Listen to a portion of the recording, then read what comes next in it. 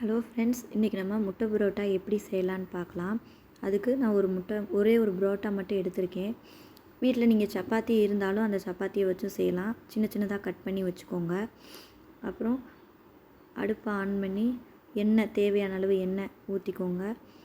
வெங்காயம், பெரிய சைஸ் வெங்காயம், நீங்கள் 2 சப்பாத்தி 2 பரோட்டா எடுத்திருந்தீங்கன்னா 2 ஆட் பண்ணுங்கள்.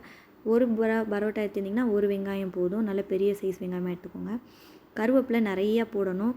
தக்காளி ஒரு தக்காளி போதும். மசாலா ஐட்டம் என்னென்னா கறி மசால் தூள், மஞ்சள் தூள், மிளகாய்த்தூள், கரம் மசாலா தூள் 1/2 ஸ்பூன், மஞ்சள் தூள் 1/2 ஸ்பூன், மிளகாய்த்தூள் 1/2 ஸ்பூன், குழம்புத்தூள் 1/2 ஸ்பூன், மிளகு சீரகத்தூள் 1 ஸ்பூன் போட்டு மீடியம் ஃப்ளேமில் வச்சு மிதமான தீயில் கிளறிக்கிட்டே இருக்கணும். இந்த பரோட்டாவுக்கு தேவையான முட்டை, ஒரு முட்டை வேணாலும் போட்டுக்கலாம், இல்லை 2 நாளும் போட்டுக்கலாம்.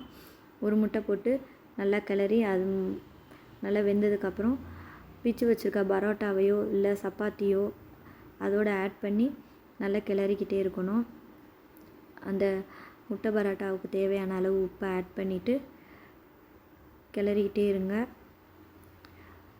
நல்லா வெந்ததுக்கப்புறம் அந்த பரோட்டா நல்லா சாஃப்டாக இருக்கும்.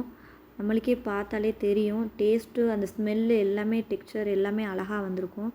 ஸ்மெல்லை வச்சு நம்ம ஐடென்டிஃபை பண்ணிடலாம் ரொம்ப டேஸ்ட்டாக வந்திருக்குன்னு. ட்ரை பண்ணி பாருங்கள், கண்டிப்பாக உங்களுக்கு பிடிக்கும். நல்லா சூடாக பரிமாறுங்க, ரொம்ப டேஸ்ட்டாக இருக்கும். சப்ஸ்கிரைப் பண்ணுங்கள். தேங்க்யூ.